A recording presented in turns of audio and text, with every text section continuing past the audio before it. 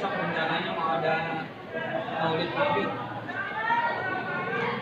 Oh, bisa dilihat udah persiapan buat besok Maulid Nabi. Jadi gabungan SD, SMP, Islam Arafah.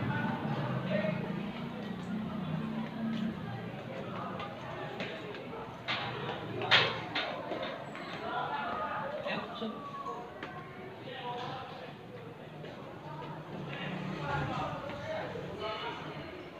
Kelihatan nggak itu? Coba dites. Sudah? Kalau nggak kelihatan di ya ini sini. Dah dari mana nih? Perkenalkan dulu Pak, sebelumnya saya Rani Sagin Gibuharov dari Universitas Pamulang FKIP semester 7. Di sini saya berniat untuk melakukan wawancara sekaligus observasi kelas nantinya bersama Bapak Gunawan selaku guru mata pelajaran PPKN di SMP Islam Arafah kelas 7 ini. Boleh Pak? Ya boleh. Ini Unpam yang di mana nih? Victor. Suaranya kecil, bisa keras dikit nanti ya. Iya. Unpam Victor. Ini sendiri di sini tugasnya?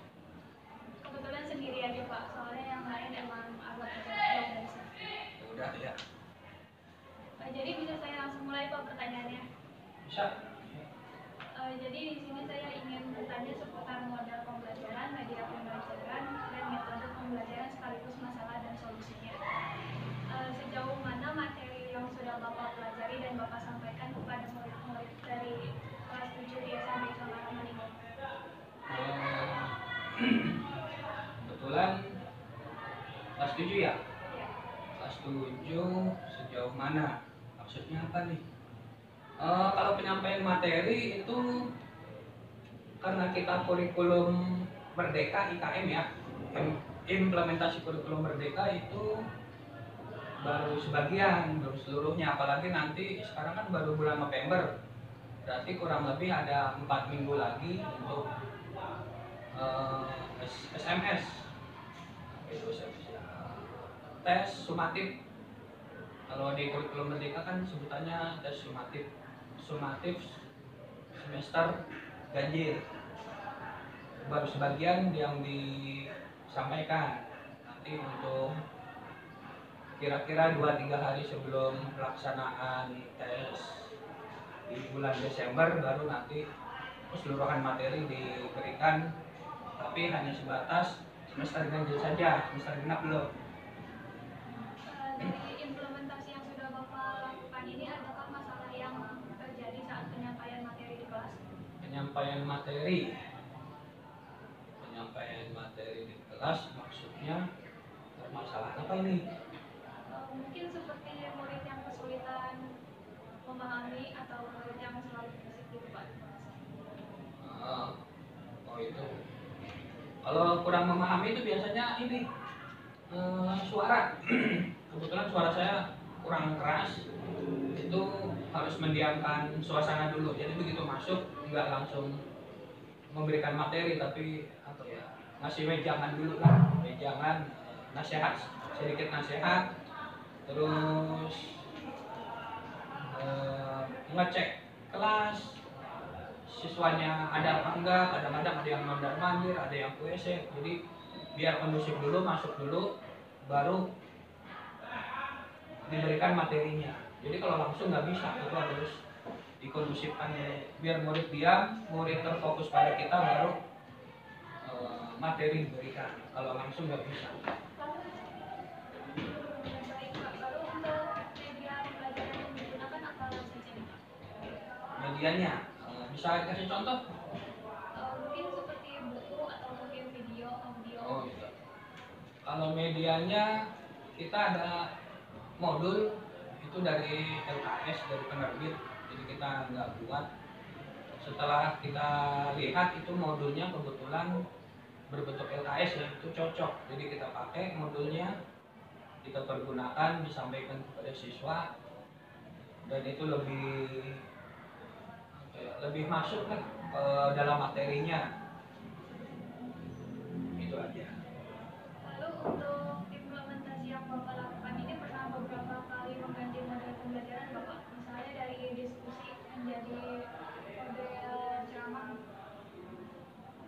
Ya, kita ganti-ganti. Kadang-kadang kalau ceramah itu kan apa ya, siswa memperhatikan kita. Jadi begitu begitu kita menerangkan, siswa harus mendengarkan. Itu kan hanya satu fokus ketika habis habis mendengarkan materi dari saya, barulah siswa saya berikan waktu untuk membentuk kelompok. Misalnya kelompok Pancasila, kelompok UUD 45, kelompok moral dan sebagainya. Nah, setelah terbentuk kelompok barulah diberikan materi atau tugas per kelompok, bukan individual. Lalu untuk respon-respon siswanya dari sebelum atau sesudah perubahan model pembelajaran tersebut bagaimana?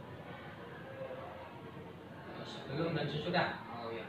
Kalau sebelum biasanya itu kan masih terfokus siswa memperhatikan guru. Nah, itu model ceramah.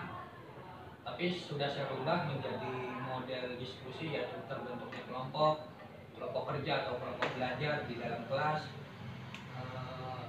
Dampaknya ya baiklah kalau saya bilang. Jadi siswa lebih korporatif, lebih bisa untuk bekerja sama antar rekan sejawatnya, antar rekan terkelompoknya. Lalu adakah penurunan setelah peralihan dari model ceramah menjadi diskusi ini? Model ceramah menjadi diskusi, enggak.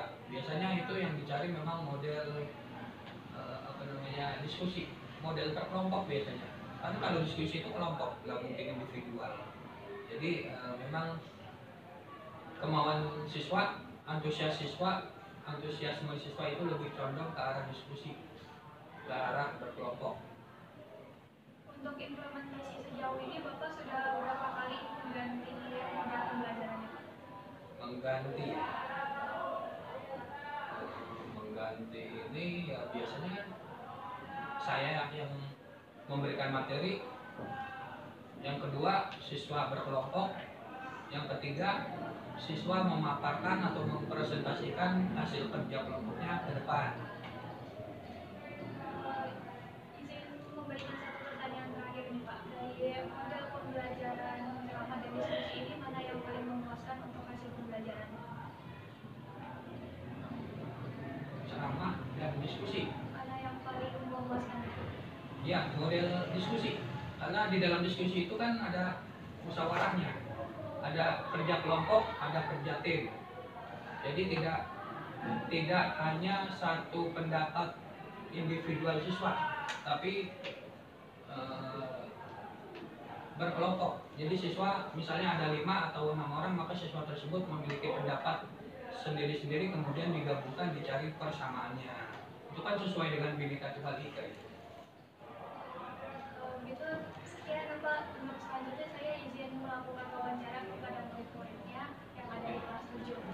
Ya. Terima kasih Pak atas waktunya. Oke. Assalamualaikum. Mau jalan-jalan dulu boleh?